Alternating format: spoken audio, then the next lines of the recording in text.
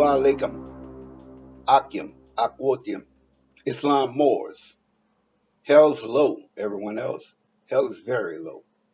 Peace and favor be upon your family. Mash Paka. I am Brother Reginald, the Watcher.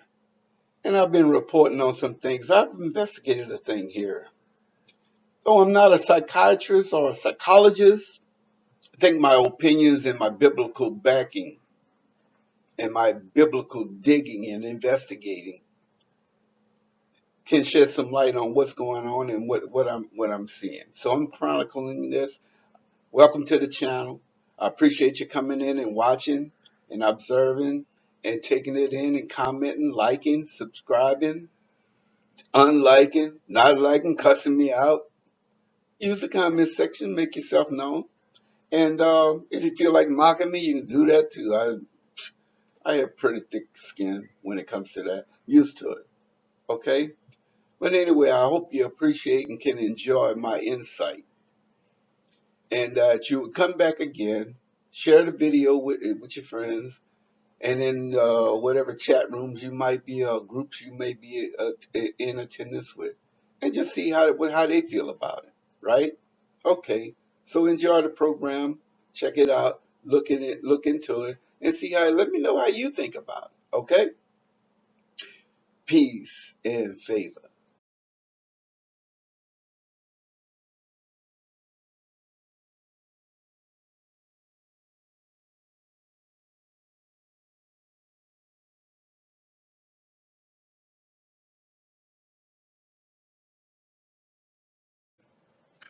Alrighty then, let's get with it. Is our modern society raising super predators as others claim, or battle hardened super soldier children as I see it? We have been in a war and continue to be in a war.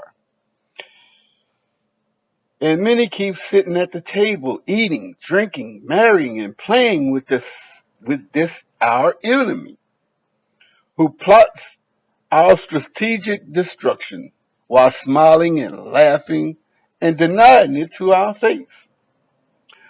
All of my indigenous counterparts, from the youngest to the eldest elder, are suffering some type of PTSD. This society knows this and refuses to provide any psychotherapy needed because it's their battle plan to mentally, physically, spiritually break us and destroy us. Now, their targets are the children, since they've appeared to have succeeded with us men and women.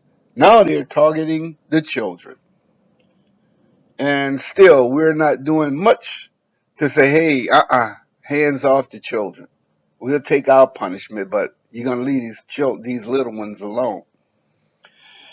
You cannot logically believe that televising people being hunted and killed on live TV is a healthy thing to do from a mental or emotional standpoint of view.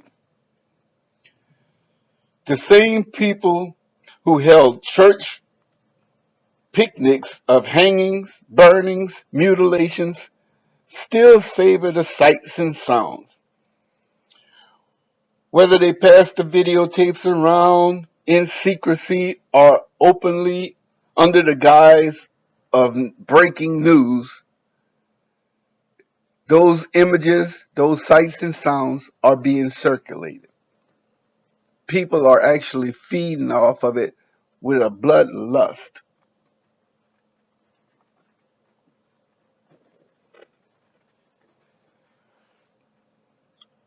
This lust to see blood, pain, suffering, and sacrifice is a mainstay of lawless people. It's their nature, it's their character. Can't get around it. And what effect has it had?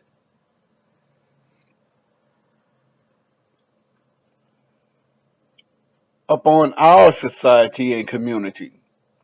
We're in the thick of this thing. Blood, flesh, lust fest. We're in the thick of it. Now what are we going to do about it? It is my opinion our children should not be exposed to this type of violent behavior, but our children are getting to see it and film cold-hearted, cold-blooded murder firsthand and on sight. And no child should have to see any such thing as that and not be expected to be mentally sane after such are traumatized. Who's are they getting trauma treatment? When did y'all receive any treatment for your PTSD? We have not received it and are not going to receive it unless we can afford to pay one of our own to actually guide us through this hurt and this pain. But actually, in all actuality, I do not want the guidance. I want to feel this pain always. And I want to remember till I can get it off my chest my way. Like I say, our open enemies laugh, they make songs, they dance, they party at the sites of the last time Michael Brown, there was an open where these people were in there just partying, dancing, and bad Michael Brown, how he got shot down and all this crap, and they dancing, having a good old time to it. Huh? I'm going to remember this stuff. I'm going to remember feeding babies to alligators. I'm not going to forget. You ain't never forget the alligator. I'm never going to forget this experience. And a lot of other folks ain't going to forget it either. Y'all, these people think that they have achieved some kind of thing, but Stockholm syndrome is wearing off. It ain't no, it's only so much Stockholm syndrome. Y'all didn't study hard enough. You understand? The way I see it, a lot of people, some people are in trouble. Our babies are being shot. They're watching their parents being shot while they're sitting in a car or in their home playing video games or whatever they're doing. They're watching this. They're being traumatized. They're seeing it. They're hearing it. They're having flashbang grenades going off in baby cribs. Babies getting shot in the arm and just shot up. And you think those memories are going to just go away? They're not going to remember the face of the people who were doing the evil to them? Because in all actuality, you represent a people. You're not representing yourself. Why don't you just go after the man who did it? No, the man who did it represent a people. And the people are going to have to pay, period. I don't give a darn what you say. We ain't had nothing to do. Yeah, you had everything to do with it. I was out there protesting. You ain't protest hard enough. So our babies are having to see all this, watching on TV, recording on their cell phones. And it's affecting them psychologically. They are becoming battle hardened. You people don't know what you're doing. You're just hardening people. And it's starting to show up. Now, with these crowds of youngsters breaking into stores and just taking what they want in large number, it's showing up. It's starting to show up. They are battle ready. Gunshots aren't scaring them. They go to bed and hear gunshots every doggone day, every night. Gunshot is nothing new to them. They're having guns put to them every day. They're seeing somebody get robbed or beat every day. They're losing their ability to fear. How long are you going to think that people are going to do that and they're not mentally adjusted? Say, okay, they start dealing with it a different way. Soldiers go off to Vietnam to go off to these wars and stuff. They come back with PTSD. That's something you expect a soldier, not a child, to be experiencing post-traumatic stress syndrome or post-traumatic slave syndrome. And they got these veterans, they going around killing themselves. But what I don't see a whole lot. What's going to happen is the tables are going to get turned. They're being battle hardened, not battle fatigued. They're getting used to the situation. They're learning to cope. They're learning to turn their fears into anger. And they're starting to lash out. Though they're lashing out within their own community, we'll see how long that lasts. Oh, you evil, wicked, lawless bastards who say and display how you really truly feel, think, and live towards us.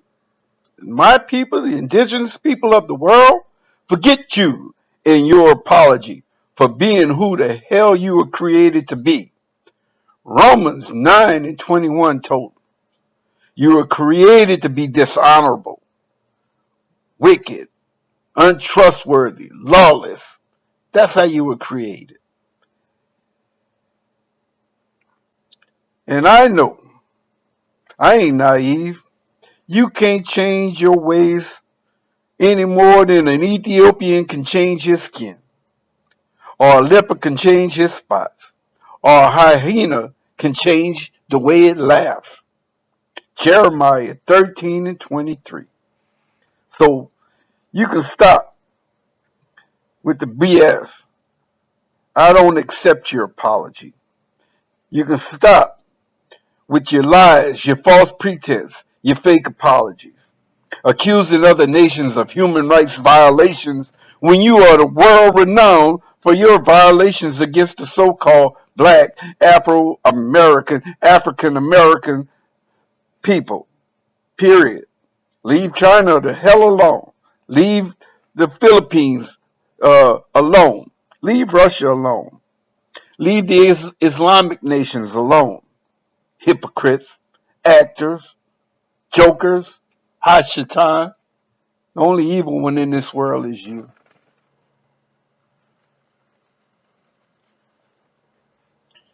I feel like David in Psalms 139:21. As a child, king, he said, do I not hate them that hate thee? That's how I feel about it. And why won't they fight back, you say? Why won't they fight back? 2 Thessalonians 2:7 tell you why. I read the New King James Version, slightly modified for myself. For the mystery of lawlessness was taking place way back when this was being written. It was already foreseen. Only He, the Holy Spirit, who now restrains me and us all, will do so until He is taken out of the way. He was sent, he'll be taken away. Then your butts are going to belong to me and mine. And payback will be a bittersweet thing that I shall take and eat my fill of. Then Psalms 137:9. Happy shall I be when I get to take one of your little babies and bash their heads against the stones in front of you so you can see and feel the pain. Happy, thrilled, overjoyed, relieved, somewhat restored will I be. Reparations? Man, keep your fake money. Nope, I don't want it. Take it and shove it up your butt as far and tight as you can fit it. I want my people's gold, our silver, our precious metals, and artifacts, pottery, jewels. I want all my land back, not just 40 acres and a mule. I want all my land back. I want all of the farm animals back. Full access to my people's temples and holy places. I want my wives and my children. And I want our peace restored. Goddamn weak Weasley, some bewitches. When my people see you for what you really are, they're gonna say, is this the bastard that's been causing us so much trauma, trouble, and pain? These little ugly, pathetic pieces of dunghills. Is this the man? This the person we've been calling the man? These the people well, the man this and the man that. Is this the man? This little weak weaselly son of a gun? The children gonna want to get with him and beat his butt. You understand? Understand that.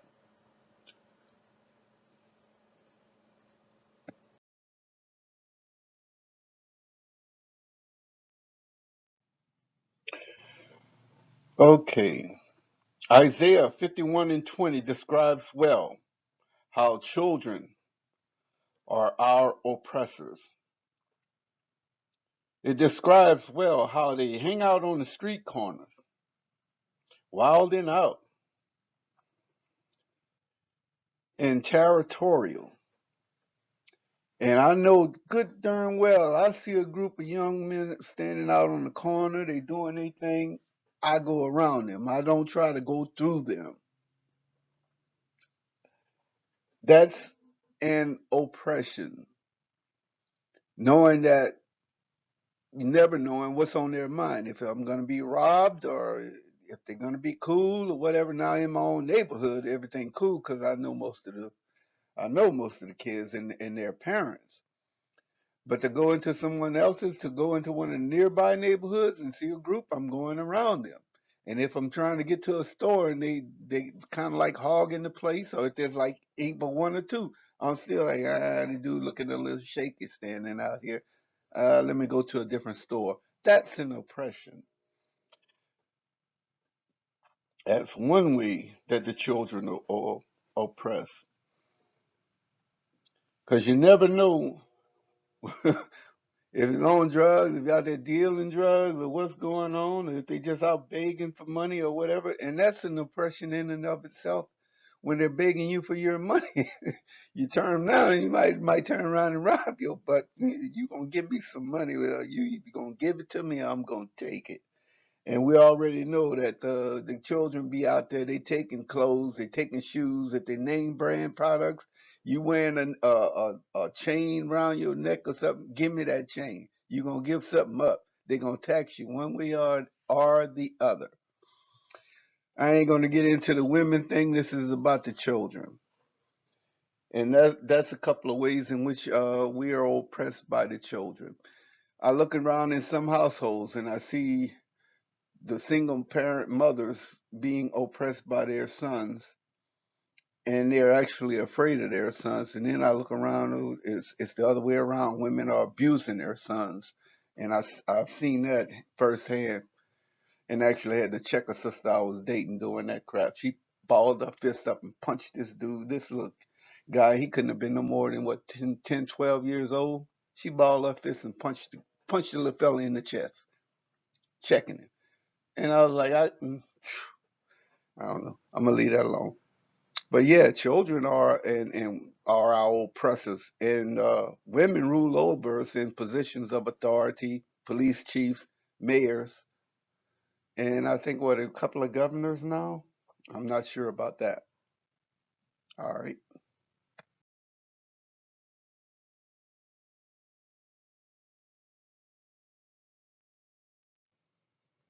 Okay, so like we all know that there's nothing new under the sun. So the same things that's occurring today actually occurred previously, right?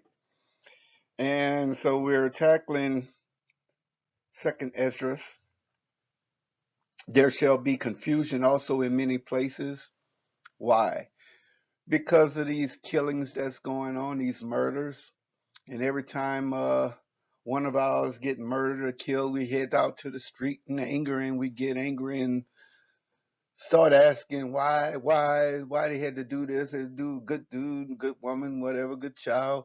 Why? That's confusion. And all this confusion is all this disruption in the city itself.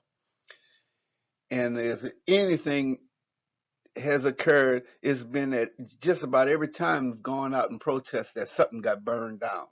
Some fires went out often, right? And the wild beasts shall change their places. What's that talking about? I seen something on Facebook. There was this woman, she had a dog in a baby carriage. And the guy who was video taping the whole thing, he was laughing his butt off. See, he was pointing at the lady who had the baby, a baby in a baby crib, and his sister who had a dog in a baby crib. And you know how the people are now down with this thing, got these dogs and these cats, mama, and they call themselves mama, and they call the cat or the dog baby. Well, they've changed places with humans, haven't they? Now you got cats and dogs that are the babies, and you got these grown-ups acting like they're the mother. Unwed mothers, teen pregnancy, menstruous women shall bring forth monsters. Well, unwed mothers, They don't have the father figure there. They don't really know how to control these children and what to give, how to give the be a manly authority for these children that they're bringing forth into this world. So of course they're being monsters. But not only that, once again you got to go back to, if it wasn't for 911 or CPS, we'd be disciplining these children. You'd have the whole community disciplined. I'm going to tell you a little story about what happened when I was young. My mom took me out to just about, ooh, I think that's the next slide. So I'm going to talk about that on the next slide coming up. But menstruous women, that's when these young girls is actually starting to have their menses, their monthly periods. And, okay, thank you. And that's generally what, around the age of 13, 12, 13, 14, somewhere in that range, right? And they're having babies and they're unmarried. And it's leading to these monsters, these young men. Now I'm seeing some of them now. It's like crime is on the increase in the city, that there's a lot of break-ins. These young guys are going out breaking car windows and stuff. And y'all don't know, car windows are expensive. Like the little side glass and stuff. They're breaking into that stuff. And I think a side glass now is running damn near $200 on a regular old cheap car. And they hitting expensive cars and cheapos at the same. So yeah, if that ain't monstrous behavior and being terrorists out here, you never know what's going to happen. How they coming? I mean, a whole crowd of them coming to what was that? I was at lunch trying to get me something to eat at Popeye's Chicken. And they came in and I just went off on it. Hold up, don't be running up on me with all that noise. What y'all doing?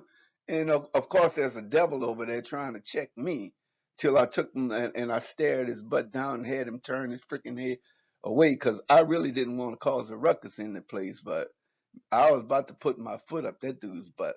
You understand? But whatever.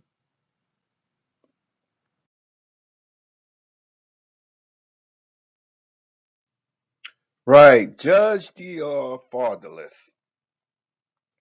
A few things to say about that. Learn to do well. When you're being judged properly, you learn to do well. You don't want them butt whoopings. You're gonna learn to do well. I know I did learn. And seek judgment when I knew I was wrong and someone caught my butt and told my tail up. I knew that they had permission to do it, and all I could do was like, okay, I messed up. I gotta take this. Because if I didn't, I'll probably go home and get twice or maybe three times the judgment I actually received. So to seek judgment is really you seeking correction. That's all. That's what yeah, I want to be corrected. Especially when that correction is doing something that's going to save my life in the future. Of course I want to be judged rightly and corrected before I even get into the trouble. You understand that? I'm sure you do. And relieve the oppressed. There was a couple of times I actually took a sister I was dating. She had a brother in Angola prison. And it's just the visitations, kind of break up the monotony of those guys who are actually oppressed, behind bars, locked up doing hard labor, out doing farming work for next to nothing. If they were getting paid 2 or 3 cents or whatever an hour, whatever, that's an oppression.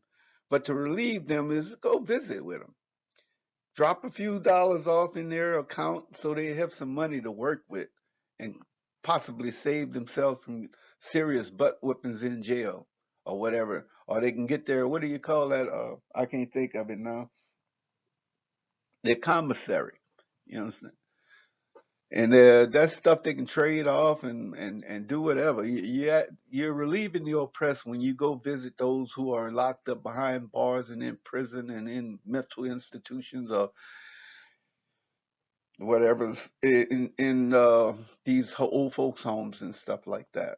You don't want to leave those people in there and not be checking up on them because some foul stuff be going down in those old folks' homes, especially. You got to kind of keep it. If they know they got family that's keeping an eye on them, they kind of curb their behavior because they never know when you're going to pop up and catch them doing something foul. Judge the fatherless. I'm going to tell you, man, was that 4 years, 4, 5, 6 years old at first grade? At first grade, I think, man, my mom took me around the neighborhood and she told every woman in on our street and probably on the other blocks as well. I didn't know about it, but I know doggone show she took me around to each house and said, "Y'all catch my son acting up, acting untoward, acting out. You have my permission to beat his butt and tear his tail up like he's your own son." And only one woman had a pushback. "I ain't gonna touch your son. You don't touch mine." But the rest of them ladies said, "Yeah, we gonna do that, and you do the same for us." That was community. That was tribal community raising a child. It takes a community to raise a child. That's the type things we were doing back in the day when I was like say first grade or whatever. Then she took me over to school. I'm already nervous. It's first day of doggone school. Mom marched my butt up to the schoolhouse. And first grade teacher comes. She introduced me to her and she told him, if he act up, if he bad, you take and tear his butt up. You think I acted up in the doggone class in school and outside? Oh, hell no. Because all these people had permission to tear my butt up, and my mom wasn't going to tell them a doggone thing. My dad was backing everything my mom did. You understand? And that's that difference. I'm going to say that balance between matriarchy and patriarchy. There's a balance. A little bit of both went down. But when I really got in trouble, man, my father, we were losing a lot of guys when I was coming up to the Mississippi River. The guys go out there, they go out swimming and stuff, and the current would get them and just sweep them away, sweep them under, drown them. They end up at the mouth of the river or somewhere. And so the whole community was like, nah, we're going to keep our children from going to that river there. And that was an instruction my father left for you and your brother. Don't y'all take y'all butt up there by that doggone river. Too many people died. And me and my brother went up there. I went following behind him. He hated me following behind him, but we went up there anyway. And they were up there. They were in the river.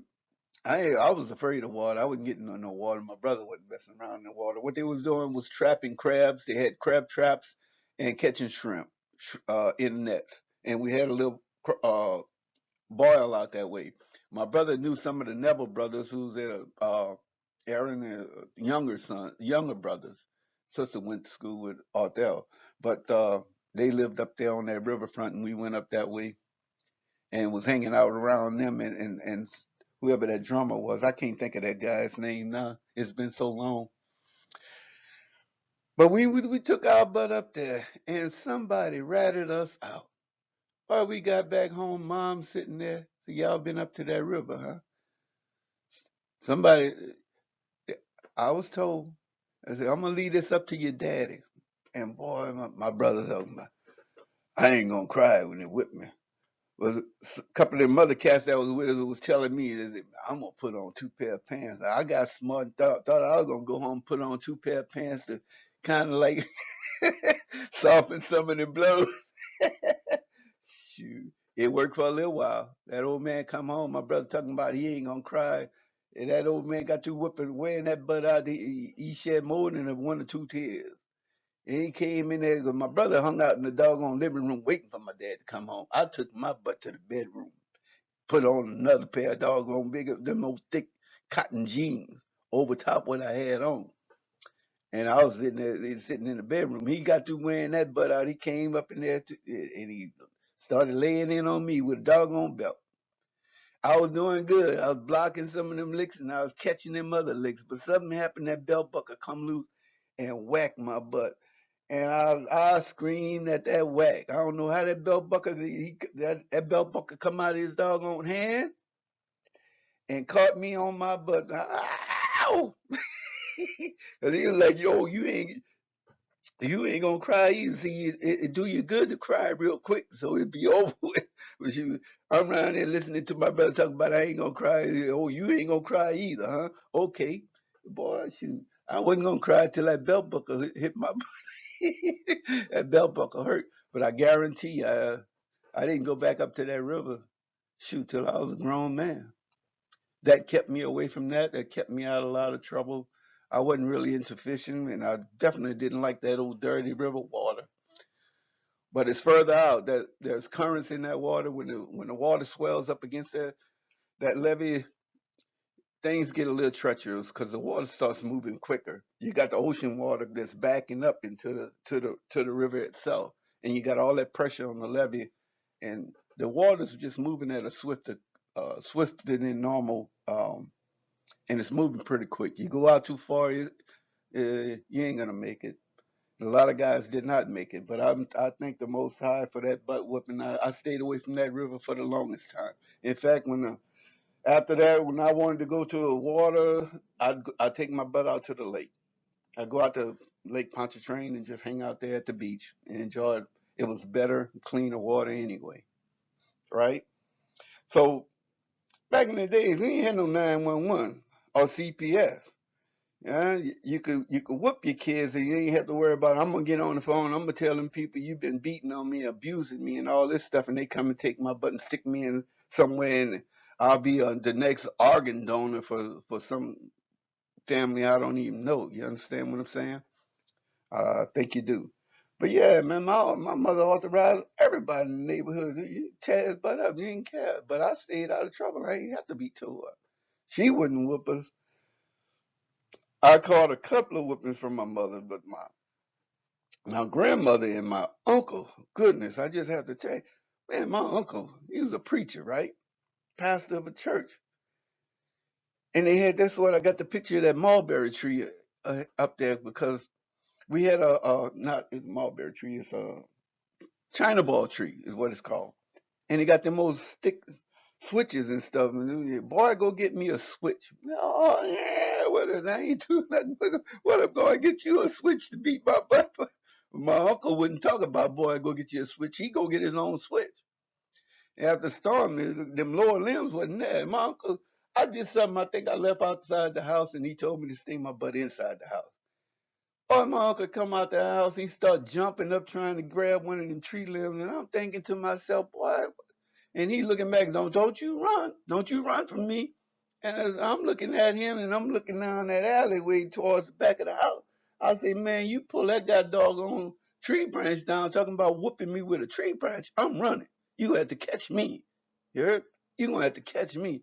I'm not standing around gonna let you whoop me with a branch. He finally got that branch. He pulled it down, so he took a couple of them switches off, and he ran back and then started preaching.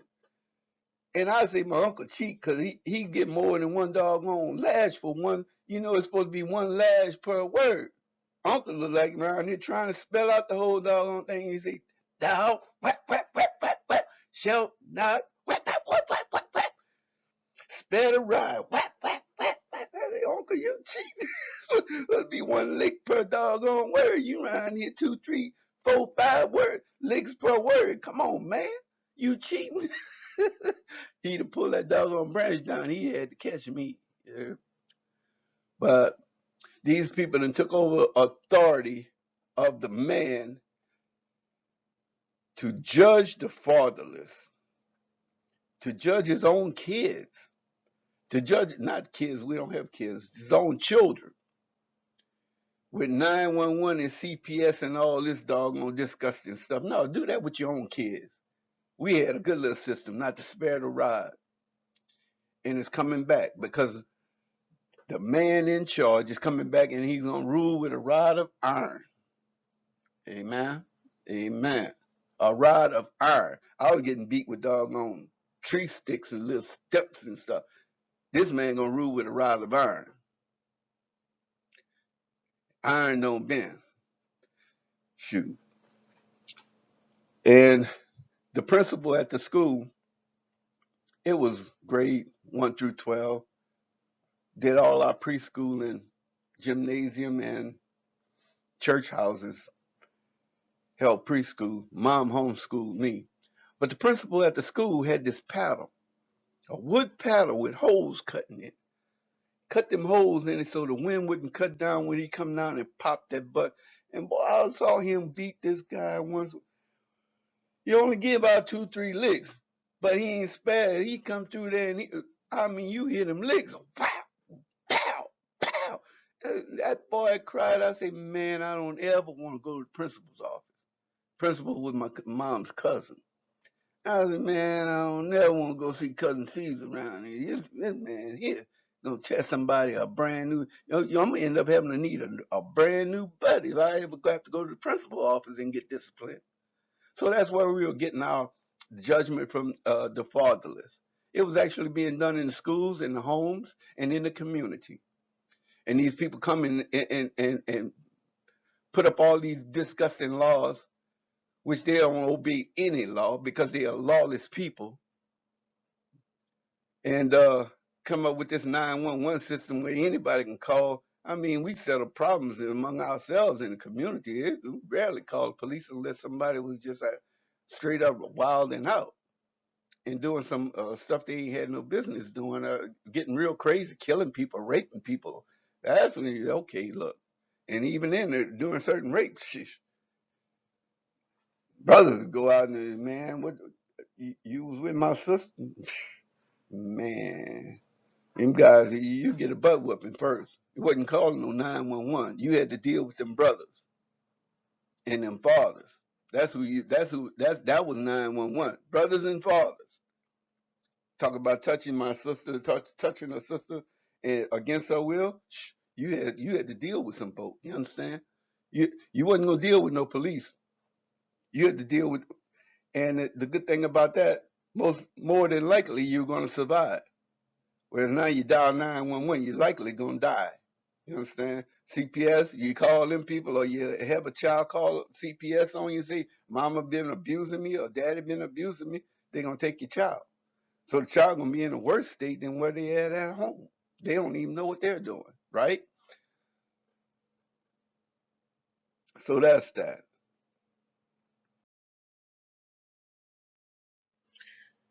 Okay, let's conclude my findings and report. I don't think this society of people understand the level, the depth of trouble they're actually in, and how badly they keep poking their hands in the eyes of the Most High Himself. He done told these people, "I'm not gonna meet you as a man." He done already told them, "I'm not gonna meet you as a man." And He's going to use the nation of people He chose. He's gonna empower them to get vengeance, to take out His vengeance upon these other people. And when you look at these verses of Scripture and you let it settle in, you know what time of day it is. When you know how your power transforms into the power of a son, and upon his rival, he's coming in full power and full glory, and that all those who are chosen by him are going to appear just as he is. I don't think these people understand.